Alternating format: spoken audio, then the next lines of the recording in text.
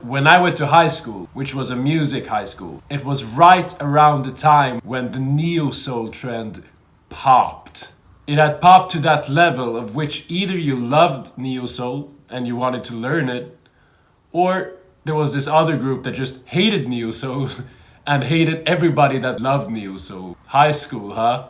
Personally, I was in my John Mayer, Jimi Hendrix phase at that time, and I was not planning on switching lanes at all. Though I was intrigued by the world of neo-soul. I was intrigued of this new wave that kind of came up and people be playing. And it's something about it that was like, okay, I see you. I'm gonna keep playing my John Mayer stuff, but I see you and I want to learn more, but I'm not gonna switch lanes. That was basically me. So people like Tom Misch, people like Jordan Rakei, those people came up and that was the only thing people talked about at that time. And people started talking about D'Angelo and Erykah Badu. Those people are like the root of this. And I'm so happy that people actually brought them up and like talked about them too, because it shows that people actually took care of the root of the music. I really feel like the people of neo-soul really respected and were interested in the root of the genre, no pun intended. And then Instagram and pickup jazz kinda joined the wave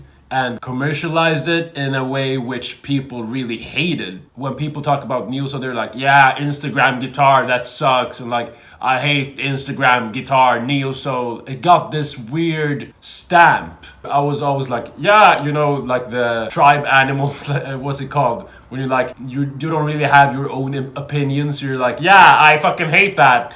I hate neo-soul too, but deep inside I was like, wait, why are we hating on this? I really loved what Instagram and pickup jazz did to this. I mean, it got more people exposed to the music. It got more people exposed to guitar. It got more people exposed to jazz, which is the exact thing that these genres need in today's society. We need more people like them. It's literally the best thing for these genres is to be commercialized on social media. That will expose these genres to as many people as possible, and people will start picking up these. Like people will start playing guitar. People will start listening to these genres that we love, which is a huge benefit for the music world. How I learned neo-soul was mainly of D'Angelo and the guitarist Isaiah Sharkey. I remember my sister used to actually listen to D'Angelo when I was little, so that was like my first exposure to it. I remember when people started talking about neo-soul, I was like, wait, this actually sounds a little bit like D'Angelo, which I've been listening to when I was little. So I started listening to D'Angelo again. I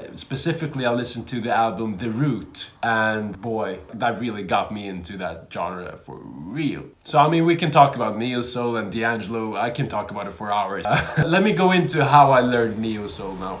So what I feel is important in neo-soul, specifically guitar, is to play major 7 chords and play a lot of notes. That's like an easy kind of introductory way of talking about it. In jazz, usually we want to get away from playing a lot of notes. That's like something that I've learned over the years, that you do not want to play a lot of information most of the time, because you don't want to take away from the other musicians. You don't want to mud it out, which usually we just play the 3rd and the 7th and you'll be good. But in neo-soul, I feel like the sound of the genre is actually dependent on the amount of information and flavors that you put in. So playing a lot of notes is actually beneficial. You still got to do it in a like tasteful way though. So take a normal C major 7 chord like this, and learn to play it in different ways, but still in this same position. You can play it like this, and you can also play it like this. And when you have these formations under your fingers, you can start using them as different spices which you can season a tune with.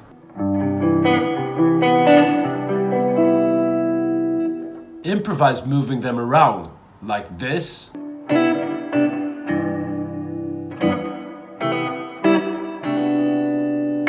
maybe like this.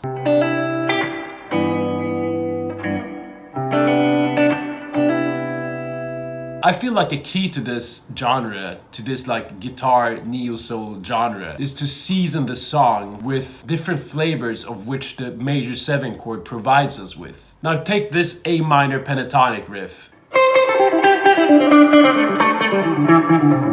Now add some flavors from the C major 7 formations that we talked about and kind of tie it together with that A minor riff.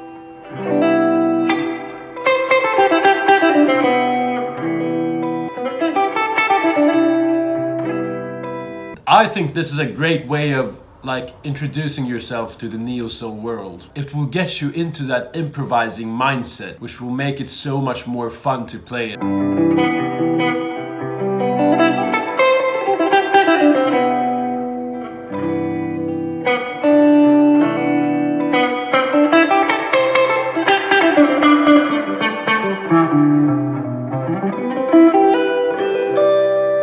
But I really like thinking about it as flavors, like seasoning.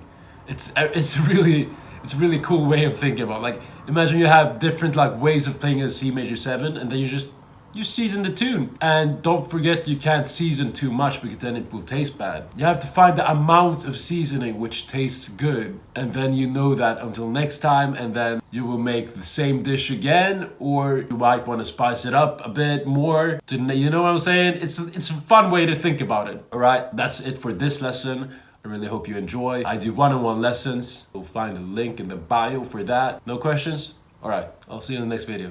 Bye.